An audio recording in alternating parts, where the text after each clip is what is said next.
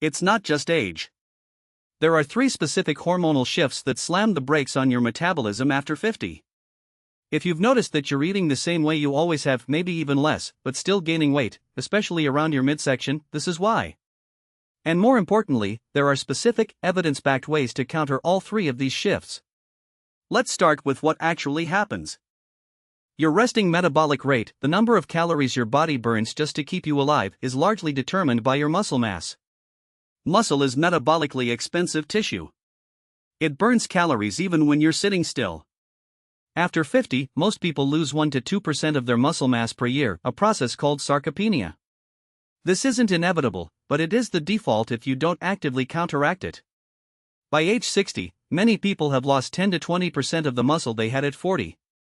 That translates directly into a lower resting metabolic rate and fat accumulation. What drives sarcopenia? 3 hormonal changes dominate. First, insulin sensitivity declines. Your muscle cells become less responsive to insulin, meaning they're less efficient at absorbing glucose for energy. Excess glucose gets stored as fat, particularly visceral fat around the organs, the most metabolically dangerous kind. Second, growth hormone levels drop. Growth hormone is a master regulator of body composition. At its peak in your 20s, it helps you build and maintain muscle and preferentially burn fat. By 60, most people have just 15 to 20% of the growth hormone they had at 25. Third, sex hormones decline, testosterone in men, estrogen and progesterone in women. Both play roles in muscle protein synthesis. Their decline accelerates muscle loss and promotes fat storage. This is the metabolic environment you're operating in after 50. The good news, all 3 shifts can be partially counteracted with the right interventions.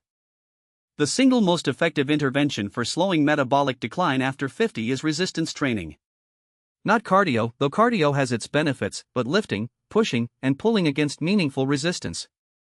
A 2017 study published in Cell Metabolism tracked 3,000 adults over 6 years and found that those who did regular resistance training maintained significantly higher resting metabolic rates as they aged, compared to those who did only aerobic exercise or no exercise at all.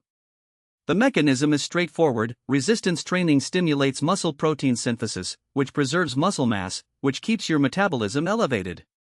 The protocol that works: 3 sessions per week, targeting all major muscle groups. You don't need a gym. Bodyweight squats, push-ups, and resistance band rows are sufficient for maintenance, though adding weight as you progress accelerates results. Progressive overload, gradually increasing difficulty over time, is key. For people who are new to lifting, the most important message is this: it is never too late. Studies have found that even adults in their 80s and 90s can build muscle with resistance training. The second fix is dramatically increasing your protein intake, and I mean dramatically by the standards of most people over 50. The current RDA for protein is 0.8 grams per kilogram of body weight. This is the amount needed to prevent deficiency, not the amount needed to preserve muscle mass as you age. Current evidence from aging research suggests that older adults need roughly double the RDA, around 1.6 grams of protein per kilogram of body weight per day, to support muscle protein synthesis and counteract age-related muscle loss. For a 150-pound person, 68 kilograms, that means about 110 grams of protein daily. Most people over 50 are eating 50 to 60 grams. That gap is significant. Protein also has a higher thermic effect than carbohydrates or fat, meaning your body burns more calories just digesting it. Studies show that high-protein diets increase resting metabolic rate by 80 to 100 calories per day compared to low-protein diets. Practical target: 25 to 35 grams of protein at every meal. Sources include eggs, Greek yogurt, cottage cheese, fish, chicken, lean beef, and legumes. If you struggle to hit your target through food, a high-quality whey or plant-based protein powder is a practical tool. The third fix is less well-known but gaining traction in metabolic research: cold exposure. Your body contains 2 types of fat. White fat is the stuff you're trying to get rid of.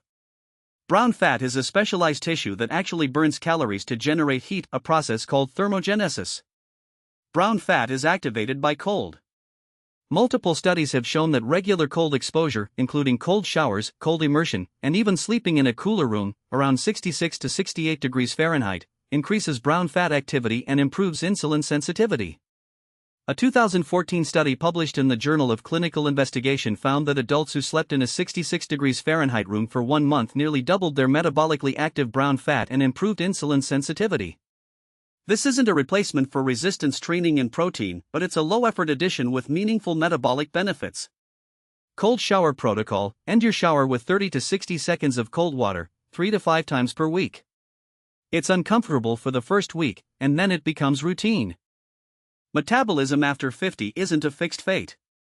It's a set of biological variables, and 3 of the most important ones, muscle mass, protein synthesis, and brown fat activity, are directly trainable. Your action plan: start resistance training 3 times per week, increase your protein to 1.5 to 1.6 grams per kilogram of body weight, and add brief cold exposure daily. Done consistently over 12 weeks, most people report noticeable improvements in body composition, energy, and metabolic health.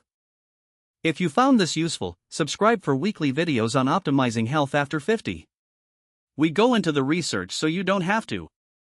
Drop a comment below. Which of these 3 fixes do you think will be hardest for you to start?